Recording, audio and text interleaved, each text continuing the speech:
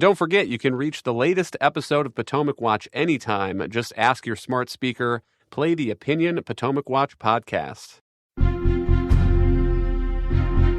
From the opinion pages of the Wall Street Journal, this is Potomac Watch. Welcome back. I'm Kim Strassel, and you are here with Potomac Watch. We're going to change gears here. Fani Willis, a prosecutor in Georgia, one of the prime movers in the lawfare campaign against Donald Trump, she indicted him and numerous of his associates with racketeering charges and other alleged crimes, blaming them for attempting to overturn the 2020 election results. She has now been barred from her own case. Alicia, remind us what happened here. So what happened here is that she had actually hired a paramour, Nathan Wade, to lead the prosecution in the Trump case. Now, obviously, this presents some conflicts of interest and raise questions of propriety. And a lower judge said that, yes, this is a problem, but did not disqualify her from the case. Now, what happened here is that an appeals court overruled the trial court judgment and said, yeah, she actually probably should have recused herself. But because she hasn't, and the lower court judge didn't force her to step aside, now they're saying, well, we are. And so this is actually puts a damper on the case and further taints it. The better course at this point would just to drop it entirely. Jack Smith, the special counsel, is winding down the prosecution of Donald Trump or the documents case, and a similar case, not a RICO case, but also a case involving January 6th. A judge would probably rule that any kind of case against Trump couldn't go forward anyways, as long as he's a sitting president based on some legal precedents at the high court.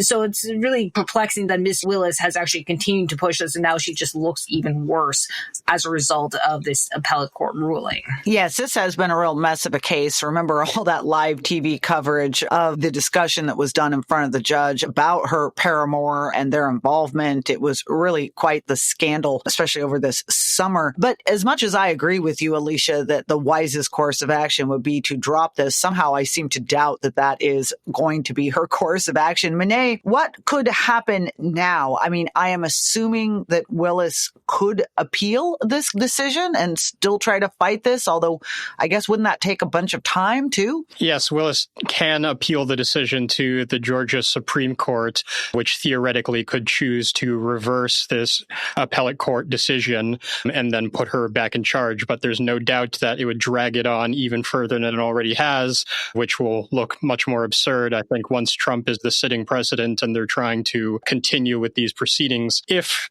she doesn't appeal successfully, then you have a Georgia board which could still decide that they want to continue the case under another prosecutor. So essentially, they could pick another prosecutor to be able to take it up. It's questionable whether they would do that. I think that they've seen all of the chaos unfold that the entire country has and understands that it is going to be very tough to continue to drag it forward. So they might choose merely to terminate it rather than reassign it.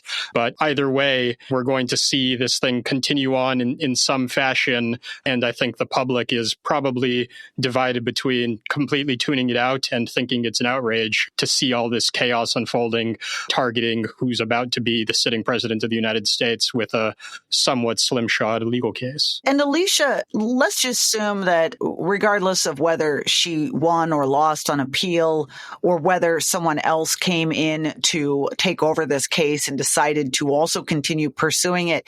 I mean, isn't it the reality that there are some other huge outstanding problems with this case, and that my understanding is that it hasn't even really been run through a fine-tooth comb to reevaluate it in the wake of the Supreme Court's decision on immunity, for instance, which obviously got in the way of some of Special Counsel Jack Smith's prosecution of Donald Trump. But wouldn't there, or shouldn't there, in theory, be some charges that she brought against Donald Trump that wouldn't apply anymore given that ruling? Right. So the Trump v. U.S. ruling was this summer and involved whether Donald Trump enjoys presumed immunity or absolute immunity as president from prosecution for certain official or unofficial actions. And the Supreme Court ruled that he enjoys absolute immunity for official actions that are core to his constitutional duties as president, and presumed immunity for those that are are related to his duties.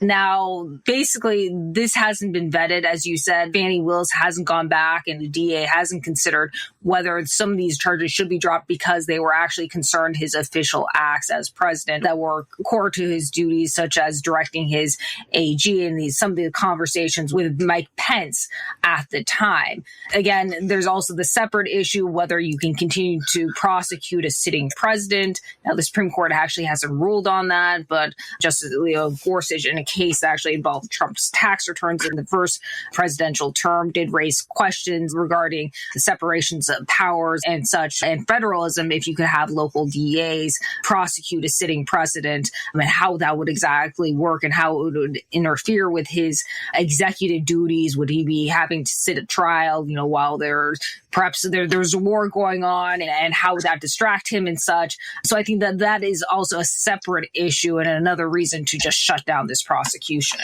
Yeah, I think that's really interesting because in some ways, by the way, this is the most live wire that all those out there encouraging this prosecution have, and that's not saying much. Special counsel Jack Smith is shutting down his federal cases against Donald Trump. In the New York case brought by Alvin Bragg, obviously they got those convictions, but the judge is debating whether or not to simply end those as well, essentially put them aside, because obviously he can't be sentenced now while he is serving as president. But Monet, what would you say that this, in sum, when you step back, says about the Democrats' strategy of lawfare, which, let's not forget, for the past 2 years has been one of their main objectives and principal campaign strategy against Donald Trump? Right. I think it's been clear for a long time that their lawfare strategy didn't have the political effect that they were seeking.